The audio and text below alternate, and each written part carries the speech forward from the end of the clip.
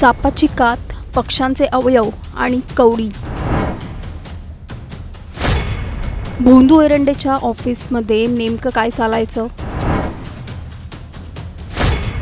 खरात नंतर एरंडे, नाशिकमधल्या आणखी एका भोंदूची पोलखोल.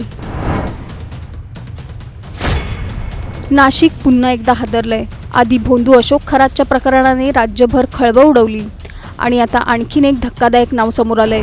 स्वतःला कन्सल्टंट, पत्रकार आणि समाजसेवक म्हणवणारा रवींद्र एरंडे याच्यावर महिलांच्या लैंगिक शोषणाचे आणि फसवणुकीचे गंभीर आरोप झालेत. पण सगळ्यात मोठा प्रश्न असा की एका प्रतिष्ठित माणसाच्या ऑफिसमध्ये सापाची कात, पक्ष्यांचे अवयव आणि आक्षेपार्ह साहित्य सापडतं म्हणजे नेमकं काय सुरू होतं? याचाच संपूर्ण आढावा या व्हिडिओच्या माध्यमातून आपण घेणार आहोत. त्यासाठी हा व्हिडिओ शेवटपर्यंत पाहत राहा आणि टाइम्स नाऊ मराठीला लाईक, फॉलो आणि सबस्क्राईब करा. नाशिकच्या सातपूर परिसरात राहणारा रवींद्र एरंडे. बाहेरून पाहिलं तर प्रभावी व्यक्तिमत्व, मोठ्या नेत्यांसोबत उठ बस, समाजसेवेची प्रतिमा, सन्मान आणि ओळख.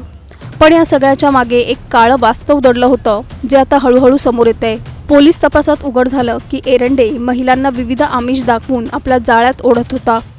नोकरीचं आश्वासन, वैयक्तिक अडचणी सोडवण्याचे बहाणे आणि मग हळूहळू त्यांच्यावर मानसिक दबाव टाकून त्यांचं शोषण केलं जात होतं. पोलिसांनी त्याच्या कार्यालयावर छापा टाकला आणि जे सापडलं ते धक्कादायक होतं.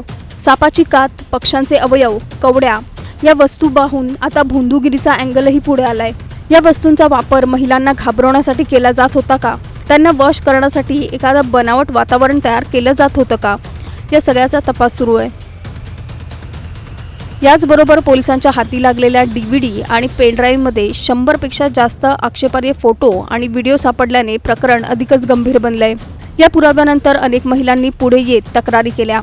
आत्तापर्यंत 8 पीडितांची ओळख पटली आहे आणि हा आकडा अजून वाढण्याची शक्यता नाकारता येत नाही.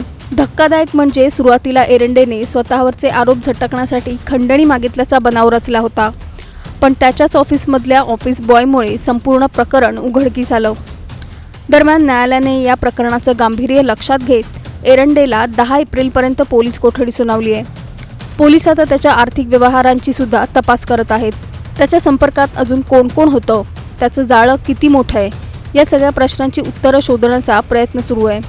या सगळ्या घडामोडींमध्ये रवींद्र एरंडे एकटाच होता का, की यामागे मोठं जाळं आहे?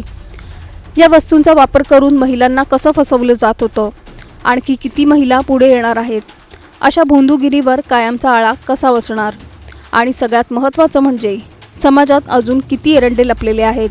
तुमचं या सगळ्यावर मत काय? आम्हाला खाली कमेंट करून नक्की सांगा आणि चॅनलला सबस्क्राईब करा.